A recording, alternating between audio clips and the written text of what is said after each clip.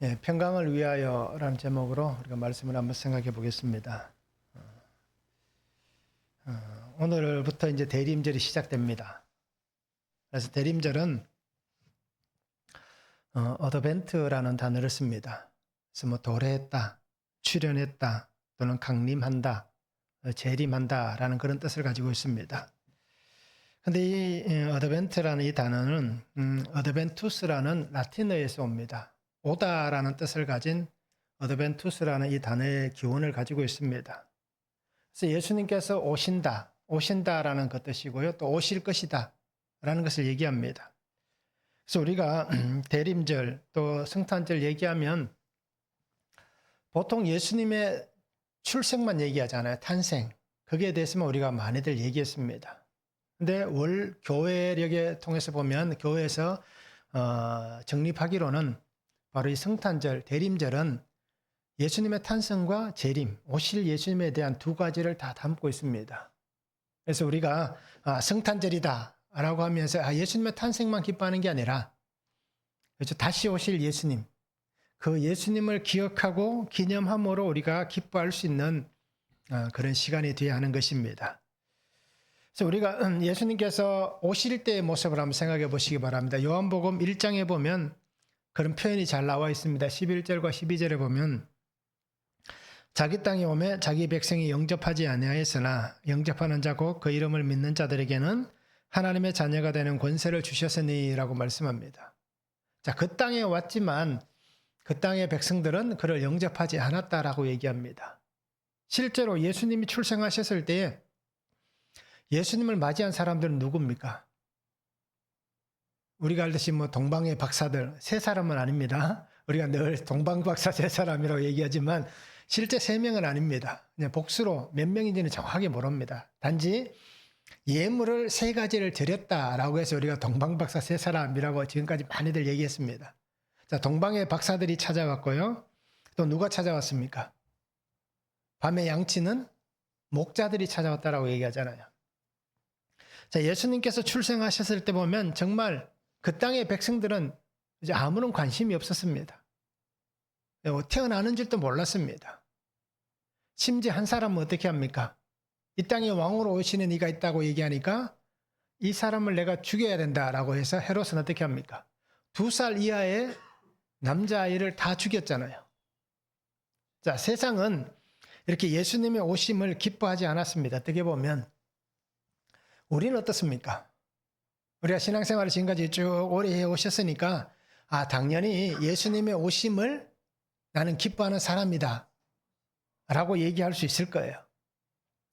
근데 이미 오신 예수님에 대해서 말씀드리는 것이 아니라 다시 오실 예수님에 대해서 우리가 어떤 마음을 갖고 있습니까? 예수님 좀 천천히 오셔야 될 것 같다. 그죠? 지금 하고 있는 일 너무 잘 되고 있습니다. 돈벌이가 너무 잘 되고 있고 건강이 예전보다 지금 너무 좋아졌다고, 그죠? 그래서 팔팔해서 뭐 뛰어다니는데 아무 지장이 없다라고 얘기하면서 주님 어떻게든 조금만 천천히 와주시면 좋겠습니다. 라고 우리가 그렇게 생각하고 얘기하고 있지는 않는가라는 겁니다. 여전히 세상이 좋아서 세상에 너무 좋은 게 많으니까 요즘은 여행을 많이 다니잖아요. 그래서 하나님, 내가 가고 싶은 나라가 좋은 뭐 여행지가 너무 많은데 그곳을 될 수 있으면 많이 가볼 수 있도록 조금만 더 천천히 오시면 좋겠습니다. 라고 하는 우리의 마음은 아닌가라는 겁니다. 2000년 전에 예수님이 이 땅에 오실 때에 그 백성이 영접하지 않았던 것 같이 나도 지금 다시 오실 예수님에 대해서 영접하지 않는 그러한 마음과 삶을 우리가 살고 있지는 않는지 우리 스스로가 한번 자신을 볼 수 있는 시간들이 되면 좋겠습니다. 우리가 사순절은 어떻게 보냅니까? 예수님의 십자가 구속의 그 고난을 생각하면서 이제 6주 동안 굉장히 어떻게 보면 뭐 침울하다는 표현을 쓰면 좀 그렇지만 좀 이렇게 무겁게 보내잖아요. 뭐 안 그러신 분들도 계시겠지만. 근데 우리가 대림절은 어떻습니까? 전혀 생각지도 않고 그냥 절기상 대림절이구나 라고만 여기면서 아마 그렇게들 다 지나가고 있을 겁니다. 성탄의 기쁨만 생각하면서. 그러니까 오늘 우리 성도님들이 주님을 기억하면서 믿음으로 다시 오실 주님을 기다릴 수 있는, 그리고 그 주님을 증거할 수 있는 그런 삶을 우리가 함께 살아갈 수 있기를 원합니다. 그래서 주님과 함께, 예수님과 함께, 하나님과 함께 우리의 삶의 시간을 보낼 수 있는 그러한 우리들의 모습이 되면 참 좋겠습니다. 오늘 말씀을 한번 보시기 바랍니다. 하나님께서 사무엘에게 언제까지 슬퍼하겠느냐라고 책망을 합니다. 하나님께서 세우시는 왕을 위해서 가서 기름을 부으라 라고 그렇게 말씀을 합니다. 그래서 사무엘은 하나님의 말씀대로 이새의 아들들을 다 청합니다. 그런데 사무엘의 마음에는 들었지만 하나님의 마음에는 들지 않았습니다. 그래서 하나님은 외모가 아닌 중심을 보신다라고 그렇게 말씀합니다. 자, 그리고 오늘 성경 마지막 부분 어떻습니까? 사울이 하나님의 부리시는 악신을 통해서 굉장히 번뇌하고 있다라고 얘기합니다. 그때에 다윗이 수금을 탐으로 병이 나았다라고 오늘 성경은 말씀합니다. 자, 평강을 위하는 것, 평강을 위하여 우리가 어떻게 해야 되겠냐라는 겁니다. 우리의 삶의 평강을 위해서 우리는 어떻게 살아야 되느냐? 첫 번째는 하나님의 말씀을 듣고 말씀대로 순종해야 됩니다. 1절에서 5절입니다. 여호와께서 사무엘에게 이르시되 내가 이미 사울을 버려 이스라엘 왕이 되지 못하게 하였거늘 내가 그를 위하여 언제까지 슬퍼하겠느냐? 너는 뿔에 기름을 채워 가지고 가라. 내가 너를 베들레헴 사람 이새에게로 보내리니 이는 내가 그의 아들 중에서 한 왕을 보았느니라. 사무엘이 이르되 내가 어찌 갈 수 있으리이까? 사울이 들으면 나를 죽이리이다. 여호와께서 이르시되 너는 암송아지를 끌고 가서 말하기를 내가 여호와께 제사를 드리러 왔다 하고 이새를 제사에 청하라. 내가 내게 행할 일을 가르치리니 내가 내게 알게 하는 자에게 나를 위하여 기름을 부을지니라. 사무엘이 여호와의 말씀대로 행하여 베들레헴에 이르매 성읍 장로들이 떨며 그를 영접하여 이르되 평강을 위하여 오시나이까? 이르되 평강을 위함이니라. 내가 여호와께 제사하러 왔으니 스스로 성결하게 하고 와서 나와 함께 제사하자 하고 이새와 그의 아들들을 성결하게 하고 제사에 청하니라 라고 말씀합니다. 자, 사무엘은 사울 왕을 통해서 오랜 시간 동안 슬픔을 가지고 있습니다. 어떻게 보면 인간적인 정도 있을 것이고 또 하나님께서 그를 택하여 왕으로 세우실 때에 어떻게 보면 사무엘도 이스라엘의 첫 왕으로 세운 사람이잖아요. 그러니 어떻게 보면 굉장히 애정이 있는 또 사랑하는 그런 관계였을 겁니다. 그런데 오늘 우리가 15장까지 나온 얘기를 보면 어떻습니까? 사무엘은 사울과의 관계를 정리를 합니다. 그가 죽는 날까지 다시는 사울을 보지 않았다라고 15장 마지막 부분에 얘기를 합니다. 자, 그렇게 얘기하고는 있지만 어떻게 합니까? 그가 사울을 위해서 끊임없이 기도하고 있는 것을 보여줍니다. 그만큼 사울을 향한 마음이 애절한 그러한 사무엘입니다. 그러니 그의 슬픔을 어떻게 우리가 사람의 그 슬픔을 우리가 이렇다 저렇다 얘기할 수는 없잖아요. 그러니 사무엘이 가지고 있는 그 슬픔을 분명히 우리도 어느 정도는 이해는 할 수 있는 거예요. 자, 그런데 하나님께서 오늘 뭐라고 얘기합니까? 언제까지 내가 슬퍼하겠느냐라고 얘기합니다. 그 슬픔이 너무 길어지고 있다는 겁니다. 자, 왜 하나님께서 그렇게 얘기합니까? 하나님도 사울을 향한 어떤 보면 애절함이 있을 거예요. 하나님이 세운 왕이기 때문에. 그런데 어떻습니까? 성경은 우리에게 분명히 말씀하셨잖아요.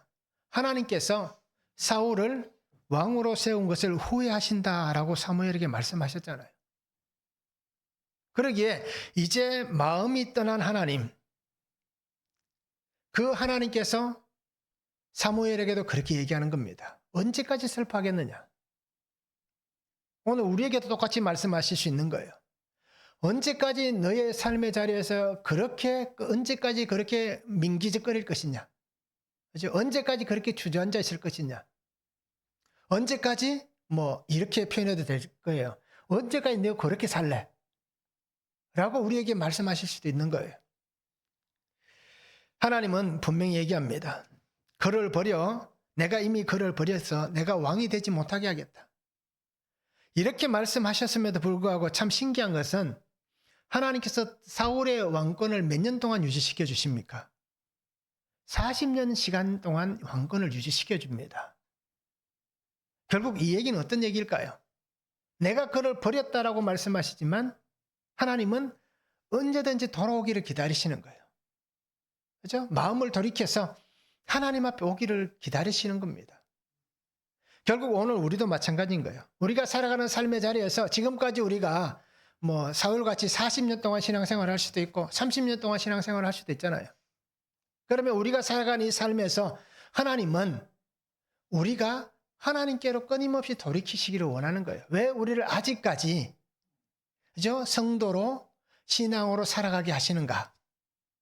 하나님의 사람으로 온전히 돌아서게 하시기 위한 아버지의 마음이 우리에게 있기 때문입니다. 그것을 오늘 우리가 성경을 통해서 잘 볼 수 있기를 원합니다. 하나님은 오늘 그 마음을 가지고 사울을 향한 마음이 분명히 이렇게 딱 자르듯이 딱 결단하셨지만 그래도 그 여지를 여전히 남겨두고 계신다는 거예요. 그래서 오늘 성경을 통해서 오늘 우리가 하나님 주신 말씀을 잘 들을 수 있어야 되고 또 그 말씀을 듣고 순종할 수 있는 그런 삶이 되어야 됩니다. 자, 오늘 성경은 다시 한번 우리에게 강조합니다. 사무엘에게 이제 더 이상 슬퍼하지 마라. 그리고 하나님은 또 다른 사명을 사무엘에게 주시고 있습니다. 내가 이미 다른 왕을 세웠다라고 말씀합니다.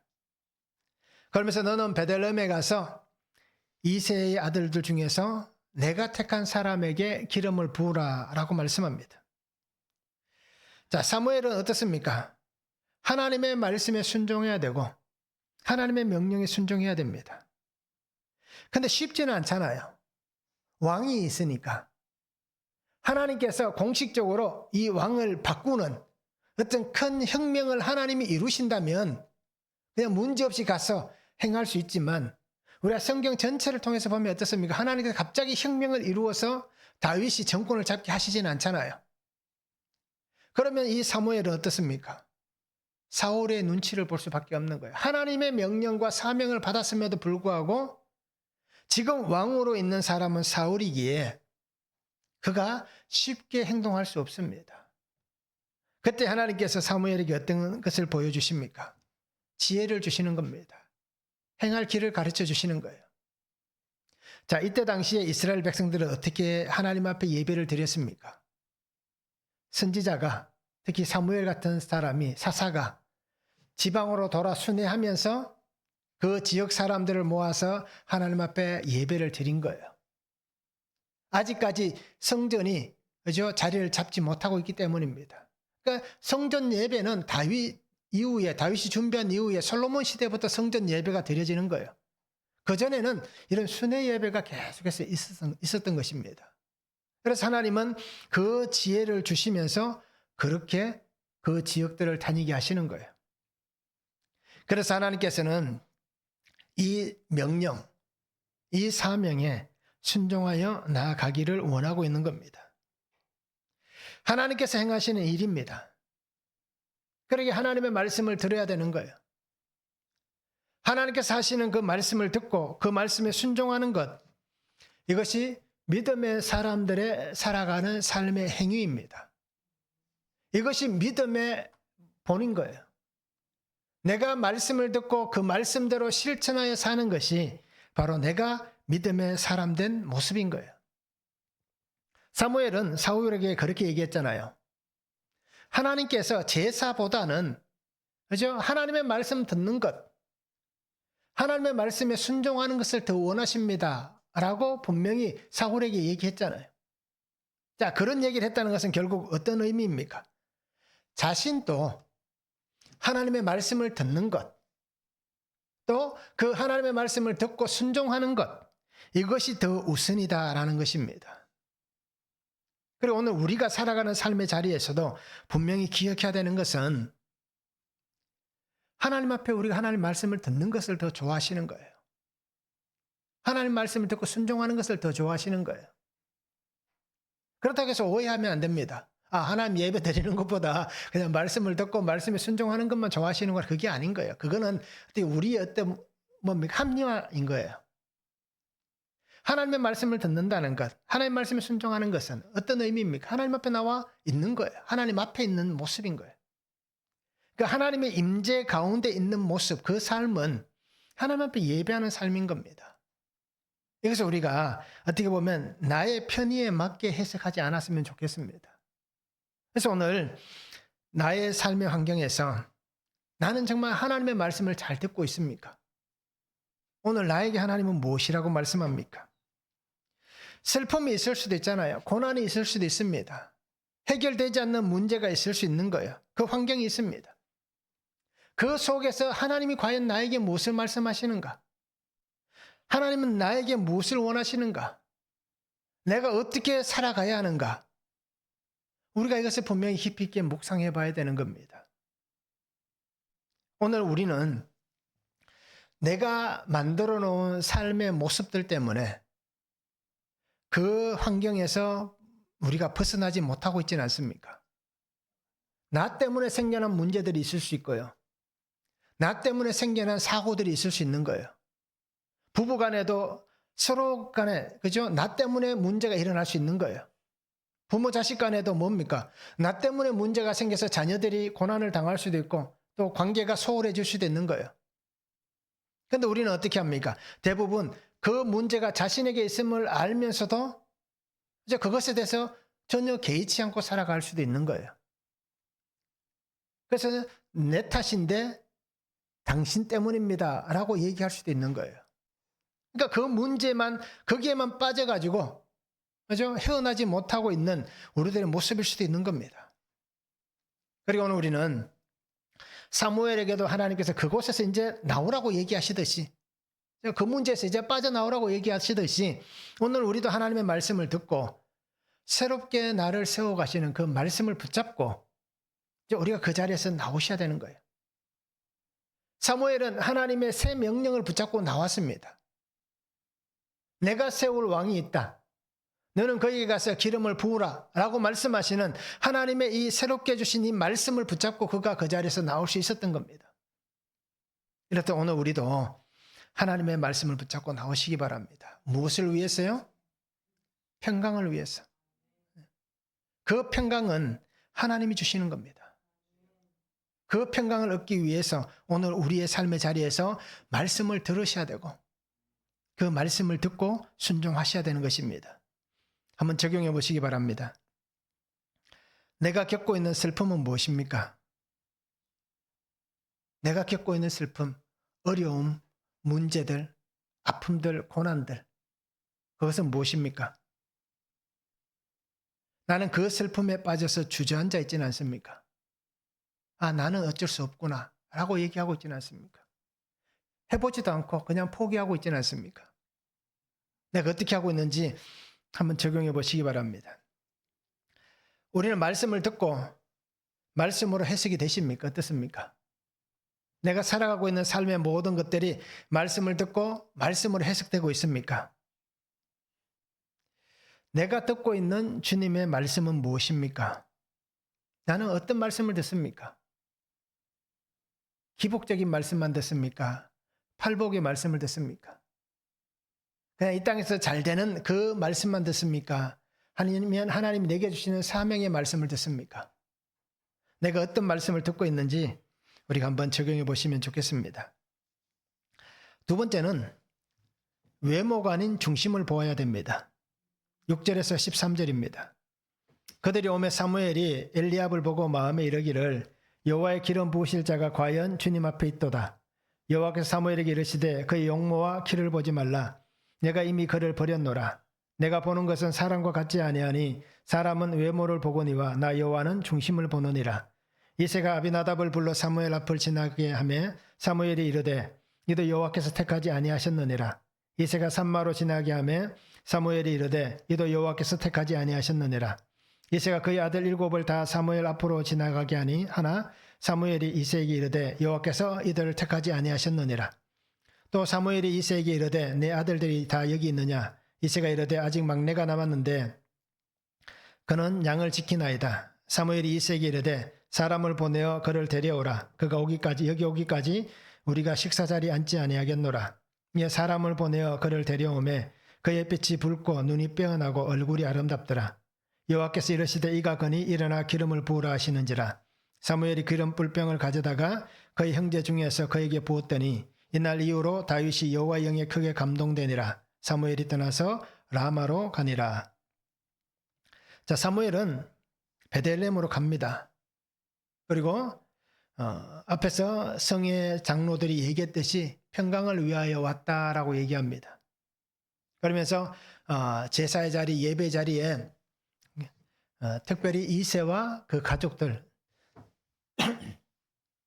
아들들을 성결하게 하고 그 제사에 청합니다.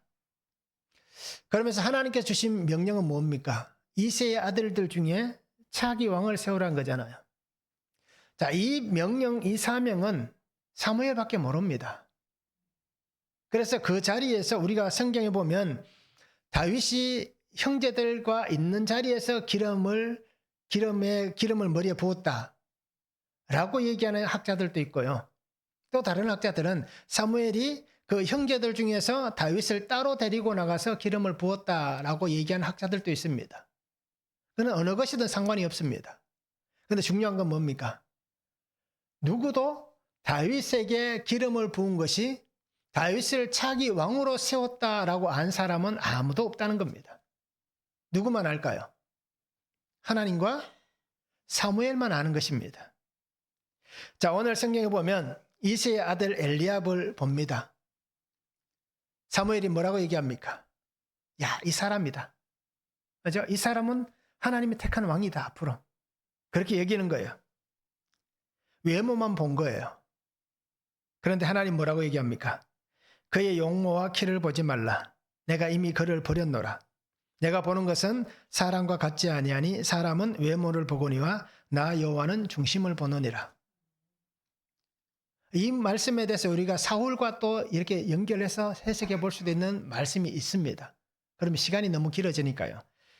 우리가 한번 잘 생각해 보시기 바랍니다. 사울과도 한번 접목시켜서 해석해 보시기 바랍니다. 자, 하나님은 사무엘에게 얘기합니다. 외모를 보지 말라. 그의 중심, 그를 향한 실체를 봐야 한다라고 그렇게 말씀하는 거예요. 사람들은 어떻습니까? 저도 그렇습니다. 외형적인 모습을 먼저 보잖아요, 우리는. 그러니 외형적인 모습 그리고 외적 가치에 우리는 마음이 끌립니다. 그러다 보니까 사람을 만나고 평가하고 판단할 때 보면 외적 가치에 더 중요도를 두고 있는 거예요. 왜? 사람 속을 모르니까. 이 사람이 어떤 마음을 가지고 그런지 모르니까 그냥 보여지는 모습만 가지고 그렇게 우리가 사람들을 대하는 거예요.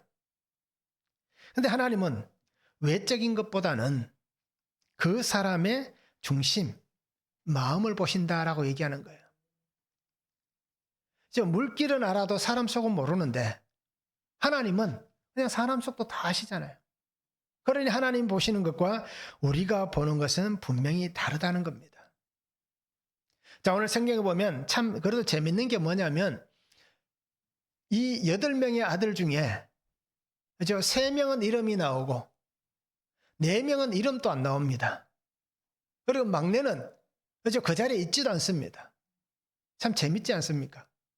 한 가정에 8명의 아들이 있는데 3명은 그 이름이 등장하고 4명은 존재 가치도 없습니다. 그리고 1명은 천덕꾸러기 같은 그런 모습으로 그냥 양을 지키고 있습니다. 오늘 우리의 삶에도 분명히 이렇습니다. 우리의 이름이, 우리의 삶이 사람들에게 존재 자체가 없을 수도 있는 거예요. 그러다 보니까 오늘 우리나라에서 일어나는 일들 중에 참 어떻게 보면 참 안 좋은 거지만 그냥 보여지는 어떤 스펙을 쌓기 위해서 얼마나 많은 젊은 친구들이 노력을 합니까? 왜요? 그게 자신을 드러내고 자신의 가치를 입증할 만한 것이다라고 여기기 때문입니다. 그래서 수없이 많은 시간들을 스펙을 쌓기 위해서 끊임없이 노력을 하는 거예요. 그런데도 어떻습니까? 이력서가 빽빽하고 한 장 넘어가고 2장이 넘어가도 그래도 쉽게 취직되지 못한다라고 얘기하는 이 시대입니다. 그만큼 어떻게 보면 보여지는 외적 가치에 너무 많은 중요도를 두고 있는 사회 속에 우리가 살아가고 있습니다. 자, 오늘 우리가 한번 잘 보시기 바랍니다.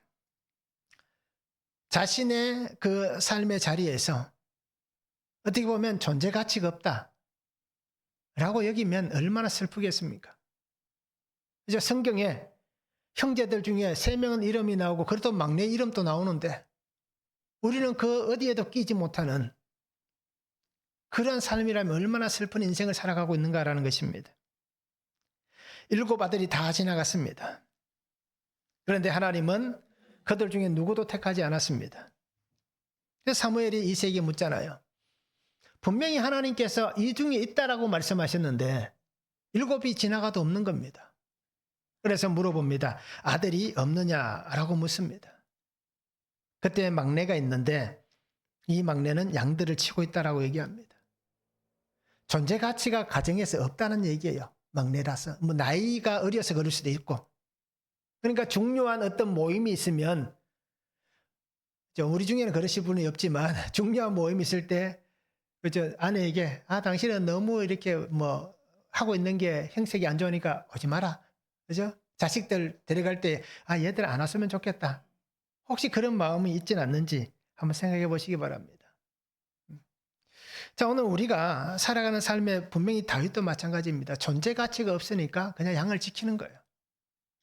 중요한 자리에 나갈 만한 아직 그러한 모습이 되지 않았다는 거예요. 부모가 생각할 때도 그렇고 형제들이 생각할 때도 그렇고 아직까지 다윗은 우리에게는 못 미친다라고 여길 수 있는 겁니다. 그래서 그의 환경은 천대받는 환경일 수도 있는 거예요. 그런데 무엇이든 상관이 없습니다. 그런데 오늘 다윗은 어떻습니까? 내가 가정에서 존재가 없다 할지라도 아니면 내가 어리기 때문에 형들에게 부모에게 어떤 가장 어떤 사소한 일 또 어떻게 보면 뭐 형들이 하지 않아야 될 일, 양을 치는 것은 어떻게 보면 가장 좀 비천한 일이잖아요.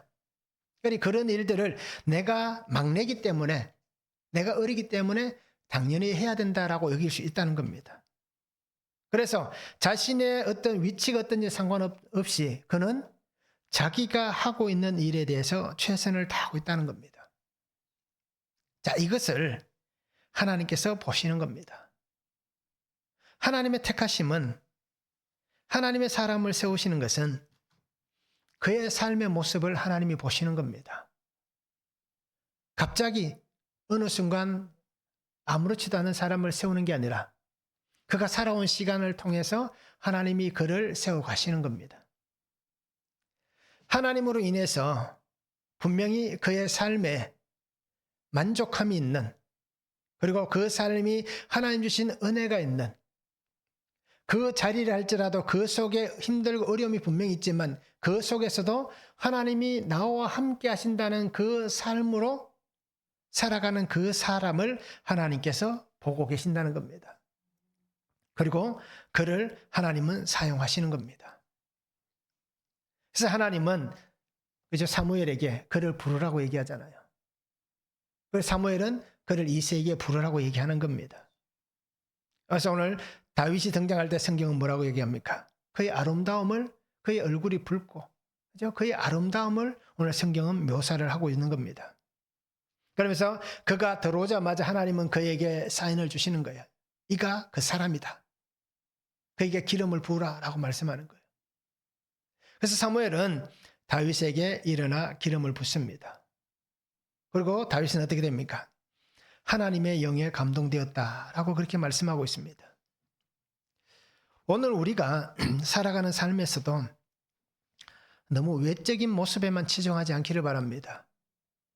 오늘 성도의 삶은 외면이 중요한 게 아니라 우리의 내면이 더 중요합니다. 육의 삶이 중요한 게 아니라 영의 삶이 더 중요한 겁니다. 그렇다고 해서 육을 마음대로 막 이렇게 너무 비참하게 만들 필요는 없는 거예요. 너무 소홀하게 대할 필요는 없는 겁니다. 어느 정도 육체도 가꾸고 잘 하셔야 되는 겁니다. 그래서 옛날에 우리에게 문제가 있었던 게 뭡니까? 요즘은 그런 분들이 많이 없어졌지만 오직 기도원에만 매여 있었던 성도들이 참 많았잖아요. 그래서 영적으로는 굉장히 좋을 수 있는 거예요. 기도하면서 기도원에서 세상과 담을 쌓고 그렇게 살아가는 것이 어떻게 보면 영적으로 굉장히 괜찮다라고 얘기할 수 있는 거예요. 근데 그런 분들 대부분이 어떻습니까? 우리 교회에서 많이 경험해봐서 알듯이 가정은 엉망인 거예요. 기도원에 가서 기도하는 삶은 굉장히 좋은데 가정은 안 돌아보는 거예요. 왜요? 내가 영적으로만 하나님 앞에 있으면 되지 뭐 육의 삶은 그렇게 너무 소홀하는 거예요. 그러니 세상은 어떻습니까? 그리스도인이 살아가는 삶의 모습을 보면서도 전도가 되는데 저분이 뭐 기도하고 이런 건 굉장히 좋은데 가정에서 사는 삶, 직장에서 사는 삶, 이웃들과의 관계에서 사는 삶은 엉망이다라면 오히려 그것은 하나님의 복음을 가리는 행위가 되는 거잖아요. 그래서 우리가 영이 하나님 앞에서 중요하다면 육도 중요한 겁니다. 그래서 오늘 우리가 하나님의 은혜 안에서 분명히 살아가실 때에 너무 외적인 것에 신경을 쓰면 문제가 되겠지만 그러나 이것도 어느 정도는 잘 갖고 갈 수 있어야 한다라는 것입니다. 그래서 보여지는 게 좋아야 되는 거예요. 어느 정도는. 그게 너무 지나치면 또 문제가 되겠지만. 그래서 오늘 성도님들이 한번 잘 보시기 바랍니다. 나는 외모에 더 많은 시간을 보내고 있는가? 나는 나의 중심을 하나님 보시게 하기 위해서 더 많은 시간을 보내고 있는가? 사도행전 10장 34절과 35절에 보면 베드로가 입을 열어 말하되 내가 참으로 하나님은 사람의 외모를 보지 아니하시고 각 나라 중 하나님을 경유하며 의를 행하는 사람은 다 받으시는 줄 깨달았도다. 즉 고넬료 가정을 보면서 얘기하는 겁니다. 그리고 오늘 우리 성도님들이 너무 외모에만 빠지지 않아야 되지만 그래도 이게 참 어떻게 보면 그러니까 균형을 잘 맞춰야 되는 거예요. 한쪽으로 너무 치우치면 문제가 되는 거예요. 그래서 균형을 잘 맞춰야 되는데 그래도 영적인 것에 조금 더 무게를 둘 수 있는 그러한 삶을 우리가 살아가는 성도가 되면 좋겠습니다. 하나님 보실 때에 참 어떻게 보면 저도 부끄러운 게 참 많은 게 뭐냐면 목사로 살아가는 삶에서 가장 어떻게 보면 좀 이게 부끄럽다고 해야 되나요? 뭐 이것도 어떻게 보면 사람들을 대하는 어떤 잘못된 그러한 모습이기 때문에 하나님 앞에 죄가 되겠죠. 그래서 그게 뭐냐면 사람들의 외모를 많이 평가한다기보다는 외모 때문에 성도들을 대하는 게 달라진다는 거예요. 이게 목회자로서의 참 어떻게 보면 말씀을 이렇게 전하지만 목회자로서 어떻게 보면 이게 정말 이게 안 좋은 그러한 삶인 건데, 그죠? 조금 이렇게 행색이 남루하면 좀 어떻게 대하는 자세가 또 보여지는 모습이 조금 좋으면 그죠? 대하는 자세가 이게 달랐다는 겁니다. 아마 무슨 말씀을 하시는지 아실 거예요. 이제 표현하기가 이렇게 좀 너무 안 좋게 표현하기가 그래서 이렇게 조심해서 얘기를 하는데요. 그래서 어떻게 보면 마음이 가고 또 행동하는 모습들이 다르다는 겁니다. 그러다 보니까 저 목사의 삶에서 가장 어떻게 보면 안 좋은 게 바로 이건 것 같아요. 성도들의 어떤 형편이라든지 보여지는 모습들 때문에 대하는 자세가 달라진다. 이게 어떻게 보면 굉장히 문제가 있는 것 같아요. 지금은 그렇지 않습니다. 예전에는 많이 그랬는데 예전에는 뭐 그게 제가 그러고 싶어 그런 게 아니라 그렇게 되는 것 같아요. 사람이. 자기도 모르게 그렇게 되는 것 같아요. 그래서 그러한 시간들을 보내면서 그때는 뭐 그게 뭐 그럴 수도 있지라고 지나왔는데 이제 말씀을 이렇게 늘 큐티를 하다 보니까 이것도 하나님 앞에서 내가 죄를 범한 것이었구나 라고 깨달아지는 거예요. 그게 죄인 것을 알게 된 겁니다. 그래서 지금은 그렇지 않다라는 겁니다. 모르지 혹시 또 그렇게 제가 행동한다면 지적을 하시기 바랍니다. 우리 목사님 또 그렇다라고 지적을 하셔서 정신을 차릴 수 있도록 얘기를 해주시면 좋겠습니다. 그래서 우리가 정말 외적인 것, 그죠? 보는 게 아니라 중심을 보시는 하나님 앞에서 그렇게 우리가 살아갈 수 있는 삶이 되면 좋겠습니다. 참 적용해 보시기 바랍니다. 나는 사람을 볼 때 무엇을 가장 먼저 봅니까? 나는 무엇을 제일 먼저 봅니까? 그 사람의 무엇을 가장 먼저 보는지 한번 적용해 보시기 바랍니다. 그죠? 사람마다 다 다르잖아요. 저 사람의 어떤 뭐 권력, 아니 저 사람이 가지고 있는 어떤 그죠 재산, 또 저 사람이 가지고 있는 뭐 다른 것들, 그걸 먼저 보시는 분이 있고 또 다른 것을 먼저 보시는 분들도 분명히 있을 거예요. 그래서 나는 사람을 볼 때 무엇을 가장 먼저 보는지 한번 적용해 보시기 바랍니다. 자, 하나님이 보실 때 나는 어떤 사람입니까? 하나님 보실 때 나는 어떤 사람일까요? 나는 정말 하나님이 중심을 보시는 사람인지 한번 적용해 보시기 바랍니다. 그래서 나는 하나님의 마음에 합당한 사람인가? 그죠? 한번 적용해 보시면 좋겠습니다. 자, 세 번째는 회개함으로 주시는 평강을 누려야 됩니다. 14절에서 23절입니다. 여호와의 영이 사울에게서 떠나고 여호와께서 부리시는 악령이 그를 번뇌하게 한지라. 사울의 신하들이 그에게 이르되 보소서 하나님께서 부리시는 악령이 왕을 번뇌하게 한즉 원하건대 우리 주께서는 당신 앞에서 모시는 신하들에게 명령하여 수금을 잘 타는 사람을 구하게 하소서. 하나님께서 부르시는 악령이 왕에게 이를 때에 그가 손으로 타면 왕이 나으시리이다. 사울이 신하에게 이르되 나를 위하여 잘 타는 사람을 구하여 내게로 데려오라. 소년 중 한 사람이 대답하여 이르되 내가 베들레헴 사람 이새의 아들을 본즉 수금을 탈 줄 알고 용기와 무용과 구변이 있는 준수한 자라. 여호와께서 그와 함께 계시더이다. 사울이 이에 전령들을 이새에게 보내어 이르되 양치는 내 아들 다윗을 내게로 보내라. 이새가 떡과 한 가죽 부대의 포도주와 염소 새끼를 나귀에 실리고 그의 아들 다윗을 시켜 사울에게 보내니 다윗이 사울에게 이르러 그 앞에 모셨음에 사울이 그를 크게 사랑하여 자기의 무기를 드는 자로 삼고 또 사울이 이새에게 사람을 보내 이르되 원하건대 다윗을 내 앞에 모셔 서게 하라. 그가 내게 은총을 얻었느니라. 하나님께서 부리시는 악령이 사울에게 이를 때에 다윗이 수금을 들고 와서 손으로 탄즉 사울이 상쾌하여 낫고 악령이 그에게서 떠나더라. 자, 하나님의 영이 떠난 삶은 어떻습니까? 자, 우리가 생각하기도 싫을 거예요. 하나님을 믿는 사람이 하나님과 사는 삶에서 떠난다면 어떻게 되는가? 우리가 가장 많이들 얘기하는 거 보면 그렇게 악하게 사람들이 바뀔 수 없다라고 얘기하는 거예요. 악해진다라고 얘기하는 거예요. 하나님을 떠난 사람들. 자, 사울은 어떻습니까? 사무엘상 10장 10절에 보면 그들이 산에 이를 때에 선지자의 무리가 그를 영접하고 하나님의 영이 사울에게 크게 임함으로 그가 그들 중에서 예언을 하니라고 말씀합니다. 오늘도 다윗도 기름을 부으니 여호와의 영이 크게 임하였다라고 말씀하잖아요. 자, 그와 같이 사울도 하나님의 기름 부으심을 받았을 때 하나님의 영이 임해서 그죠? 속담같이 사울도 선지자들 중에 있느냐라고 얘기할 만큼 그렇게 예언을 하였다라고 얘기합니다. 하나님의 영이 감동을 주는 거예요. 하나님 은혜에 사로잡혔습니다. 그런데 사울에게서 왜 하나님의 영이 떠나갔습니까? 하나님의 말씀을 듣지 않는 거잖아요.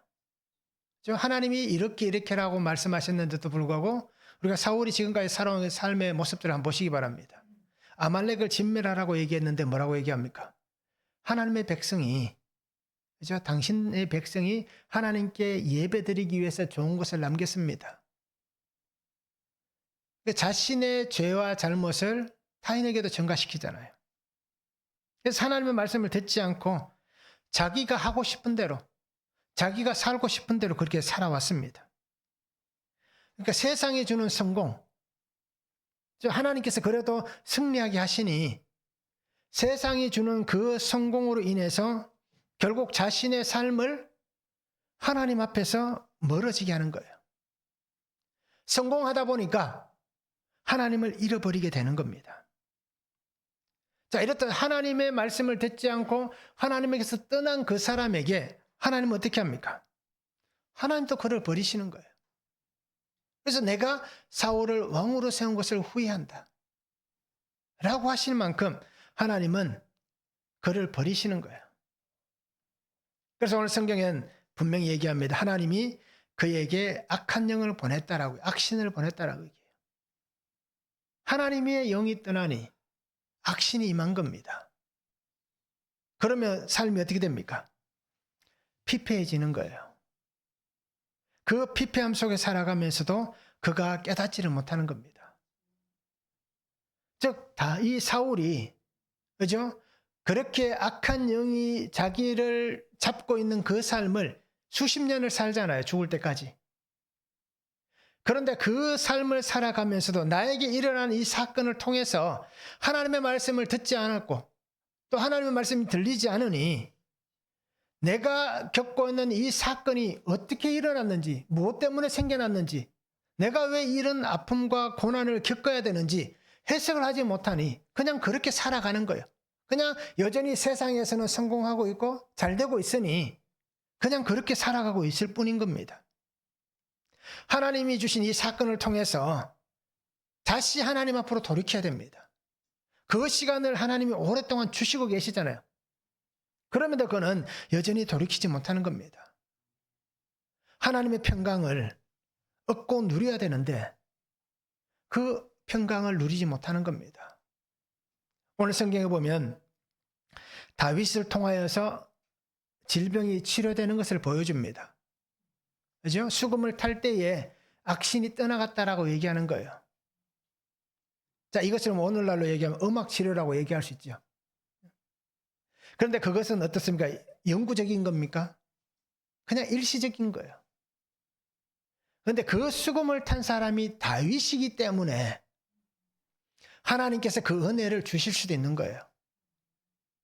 그렇죠? 누구든지 다 음악을 가지고 치료한다고 해서 치료되는 사람이 있다라고 얘기할 수는 없는 거예요. 그냥 아무 효과가 없을 수도 있는 거예요. 그런데 하나님께서 다윗이 그 수금을 타니 하나님께서 다윗에게 은혜를 주시는 거예요. 그리고 그 은혜를 오늘 사울이 함께 누리고 있는 것뿐입니다. 일시적으로. 그래서 오늘 우리도 마찬가지인 거예요. 우리가 살아가는 삶의 자리에서 우리 가정에서 누구 한 사람이 정말 하나님의 말씀 안에 깨어 있으니 그 은혜를 우리가 함께 누리고 있을 뿐인 거예요. 그런데 내가 그 은혜를 깨닫지 못하고 그 은혜 안에 들어가지 못하면 그것은 그냥 일시적인 것이 있습니다. 그래서 오늘 성도님들이 하나님의 평강의 은혜를 얻고 누릴 수 있기를 원합니다. 그렇게 하려면 어떻게 해야 됩니까? 진정한 회복을 이루려면 회개가 있어야 됩니다. 오늘 나의 삶에 임하는 평강은 누구로부터 임하는 것입니까? 예수 그리스도로부터 임하는 겁니다. 요한복음 14장 27절에 말씀하셨잖아요. 평안을 너희에게 끼쳐노니 곧 나의 평안을 너희에게 주노라. 내가 너희에게 주는 것은 세상이 주는 것과 같지 아니하니라. 너희는 마음에 근심하지도 말고 두려워하지도 말라. 예수님께서 하신 말씀이에요. 내가 평안을 준다. 그러니까 우리가 참된 평안을 누리려면, 진정한 회복을 누리려면 예수님 안에 이 평강과 평안을 누려야 되는 겁니다. 그럼 예수님 안에 이 평강과 평안을 누리려면 우리는 죄를 씻어야 되는 거예요. 죄를 벗어내야 되는 거예요. 하나님 앞에 있어야 되는 거예요. 하나님 앞에 있는 사람이 죄를 여전히 가지고 하나님 앞에 있을 수 있습니까? 그렇지 못하잖아요. 빛이신 하나님 앞에 나아가면서 그 빛으로 인해서 나의 죄와 어둠이 드러나기 때문에, 보여지기 때문에 이 죄와 어둠을 몰아내는 겁니다. 누구로 인해서? 예수 그리스도로 인해서. 그래야 우리가 하나님 앞에서 이 하나님 주신 평안의 은혜를 누릴 수가 있는 거예요. 그렇게 살기 위해서 하나님 앞에 나의 죄와 허물을 고백하셔야 되는 겁니다. 그래서 예수님이 말씀하셨잖아요. 그죠? 발을 씻는 그 자리에서 매일 발을 씻으라고 얘기하시는 거예요. 우리가 매일 씻어내야 되는 거예요. 우리에게 묻어있는 죄를, 허물을 매일 씻어내야 되는 겁니다. 사도행전 3장 19절에 이렇게 말씀합니다. 그러므로 너희가 회개하고 돌이켜 너희 죄 없이 함을 받으라. 이같이 하면 새롭게 되는 날이 주 앞으로부터 이를 것이다. 그래서 우리가 정말 죄 용서가 일어나면, 하나님 앞에서 회개하고 우리의 죄 없애함을 받으면 새롭게 되는 날이 우리에게 임한다라고 얘기하는 거예요. 새 사람이 새로운 피조물이 된다고 얘기하는 것이 바로 이런 겁니다. 우리의 죄가 씻어지면 그죠? 우리가 주의 은혜 안에서 새롭게 되고 있다라는 것입니다. 그리고 오늘 성도님들이 다른 것에 마음을 뺏기지 마시기 바랍니다. 다윗과 같이 전심으로 중심을 다해서 주만 바라보고 주님과 함께 살아갈 수 있기를 원합니다. 그래서 오늘 하나님의 역사하시는 이 은혜를 얻고 누릴 수 있는 삶이 되기를 원하고요. 그래서 다윗을 보매 하나님의 마음에 합한 자다 라고 말씀하시듯이 오늘 내가 하나님의 마음에 합한 그런 삶을 살아갈 수 있기를 원하고 그 은혜 안에서 평강을 누릴 수 있는 참된 평강을 누릴 수 있는 그런 삶이 되면 좋겠습니다. 한번 적용해 보시기 바랍니다. 아직도 끊어내지 못하는 나의 죄는 무엇이 있습니까? 혹시나 죄를 감추기 위해서 열심히 봉사하는 것은 무엇입니까? 이렇게 봉사하는 그것으로 하나님 앞에서 나의 죄를 감추기 위해서 혹시 그렇게 봉사를 열심히 하고 있지는 않는지, 끊어내지 못하는 죄가 무엇인지, 죄를 감추기 위해서 열심히 하는 봉사는 없는지, 무엇이 있는지 한번 적용해 보시기 바랍니다. 하나님의 평안을 누리고 있습니까? 평강이 없다면 무엇 때문에 평안이 없는지, 평강이 없는지 한번 적용해 보시면 좋겠습니다. 나의 왕은 누구이십니까? 나의 왕은 누구입니까? 하나님의 평안, 세상이 줄 수 없는 이 평안을 누릴 수 있는 성도가 되기를 원합니다. 그래서 그 평안 안에서 주님이 주시는 나의 사명, 십자가의 사명, 또 이 구속사의 삶, 이 구속사의 말씀을 듣고 그 말씀대로 순종하여 살아가는 그런 복된 성도의 삶이 될 수 있기를 주님의 이름으로 축원합니다. 사랑의 아버지 하나님, 오늘도 우리에게 주신 말씀을 바라보고 주의 말씀 앞에 있기를 원합니다.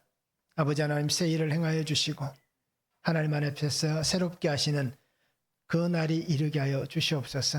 그래서 날마다 주의 말씀을 붙잡고 말씀 안에 주의 뜻을 분별하며 오늘도 나의 삶의 자리에서 항상 주님과 함께 동행하며 하나님 기쁨의 삶을 살아갈 수 있도록, 그래서 하나님의 마음에 합한 믿음으로 주의 뜻을 아름답게 이룰 수 있는 구속사의 삶을 살아가는 성도가 되도록 주님 축복하여 주시옵소서. 감사를 드리며 예수님의 이름으로 기도하옵나이다. 아멘.